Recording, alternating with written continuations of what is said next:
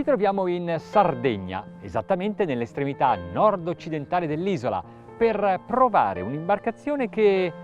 We are in Sardinia at the northwestern end of the island to test a boat that I would call a real attack on power. Yes, because bigger, more expensive and more powerful boats do not offer everything the KARNIC SL602 does.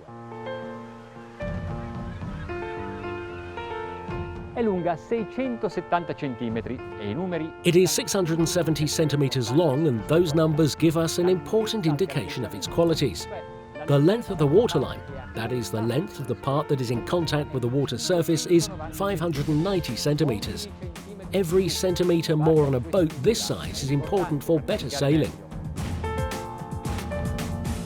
È larga 240. It is 245 centimetres wide, so you can load it onto a trailer. Also, because it weighs only 1,010 kilograms, to which, however, we must add the weight of the engine, in this case 175 kilograms, a mass of the Selva Swordfish 115 XSR.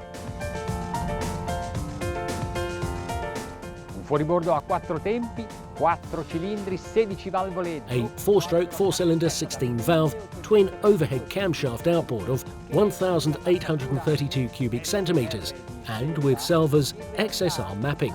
It actually has performances higher than those that are given.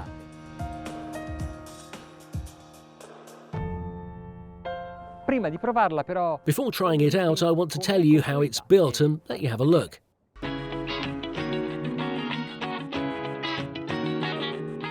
Questa barca è costituita, come tutte, da 2 gusci. This boat, as all boats, is made of 2 shells, hull and deck joined together. But unlike the others here, under the deck, polyurethane foam is injected into all the empty spaces, and in this way, its flotation capabilities are increased. In other words, the risk of sinking in the event of a leak in the hull is considerably reduced.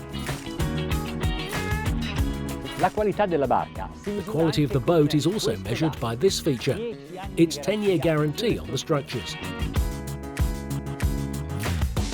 Another beneficial aspect is the high sides, which defend against waves and protects the passengers that are in the cockpit. As on other KARNIC models, the designer has done an exemplary job in handling the dimensions and the transformations of deck elements to deliver a boat that adapts to its passengers.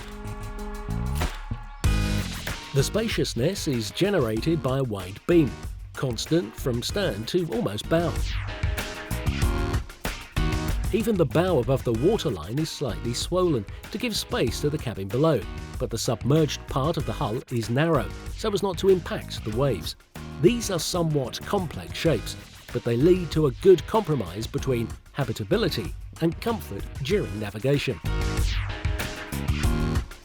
The bow sun deck extends from one side to the other. The cushions take advantage of every centimetre and even rise up the front of the console.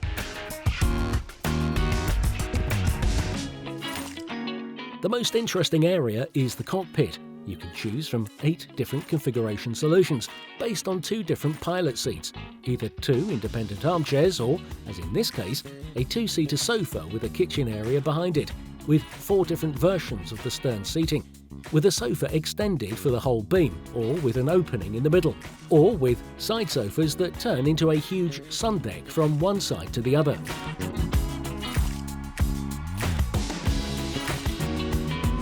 Cup holders have been dug into the sides.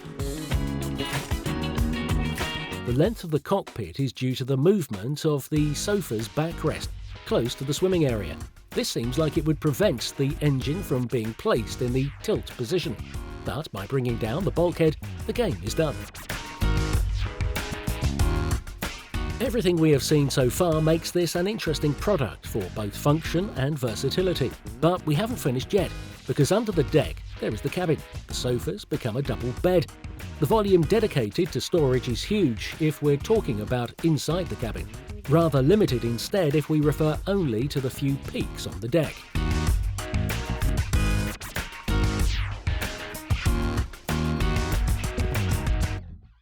Basta dare uno sguardo alla plancia per You just have to take a look at the bridge and you want to sail. Why?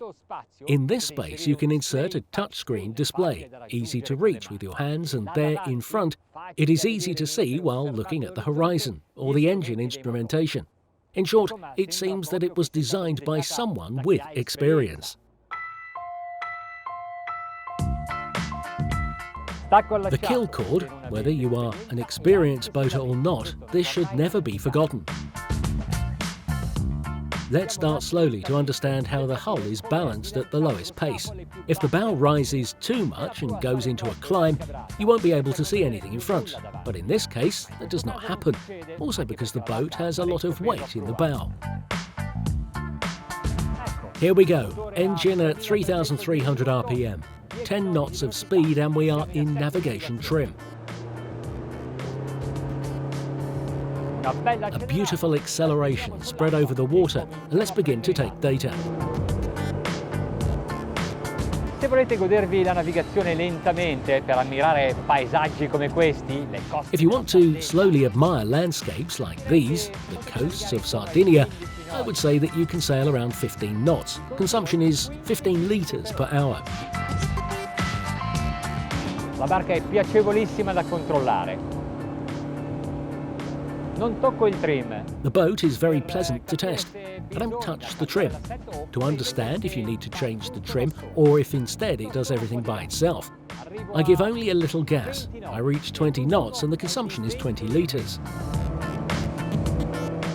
La giornata è ideale. Non ci sono onde, soltanto un po' di mare morto, ma con un'altezza d'onda di pochissimo. The day is ideal. There are no waves, just a bit of dead sea. But with a wave height of a few centimetres and a bit of a breeze, right now we have hit it head on. We're at 25 knots and consumption is 25 litres. Look how easy it is to calculate the autonomy of this boat. Whatever your pace, just 1 litre per mile. So if you have 100 litres in the tank, you can do 100 miles at any speed. A volte le imbarcazioni come questa. Sometimes boats like this, with a rather significant cabin in the bow, and so therefore with a considerable mass in the forward sections, do not have a fluid or linear turning behaviour. They feel a bit of this imbalance, especially when the hull is inclined while banking. Also because the bow in other boats is often not sharp. Invece il controllo della KARNIC SL602. Instead, the control of the KARNIC SL602 is really easy, at least in these conditions and at these speeds. Abbiamo visto come i masconi siano piuttosto gonfi sopra la linea di galleggiamento per dare spazio alla cabina. We have seen how the sides of the bow are rather swollen above the waterline to give space to the cabin, while below we saw they are narrower. Now let's test them against the weight of this boat. L'ha aperta piuttosto bene, certo, l'impatto si sente. Not bad. Of course, the impact is felt, but structurally, it is not absolutely significant. It does not cause problems to the hull and its structures. And it has not changed course. Sono a 5.000 giri e non ho ancora toccato il trim. Sto guidando nella maniera. I'm at 5,000 RPM and I have not yet touched the trim. I'm driving in the easiest way. There's a bit of pitching, but it's partly due to the waves we've just crossed and that are spreading on the surface in front of us. And at this regime, we are sailing at 27 knots. And now, after having tested the qualities and having become familiar with the vehicle, full speed ahead. Ora sì che bisogna usare il trim. Perché aumentando la velocità. Now you have to use the trim because by increasing the speed, the ascent has changed. The bow has dipped, so we have to lift it, raise the bow sections to hear it run lighter, without making the propeller cavitate. I exaggerated. I'll lower the trim a little. E siamo a 6.000 giri minuto. And we are at 6,000 RPM and 32 knots.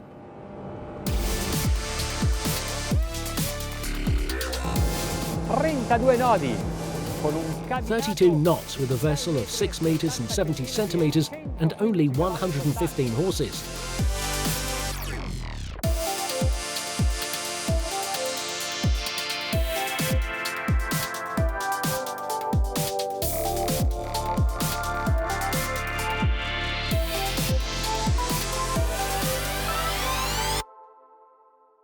KARNIC costruisce le sue imbarcazioni in un KARNIC posto builds their un po' boats in a rather scomodo, inconvenient un'isola place, di Cipro, the island of ma la Cyprus. distribuzione But the è affidata in distribution gran is parte largely alle entrusted to the aziende Italian dalla company selva, che Selva, propone in who package offer them in con i packages fuori with their bordo in outboards in Italia e Italy in molti and in altri many other paesi. countries. Molto Much più more comodo comfortable così, that way, no? right?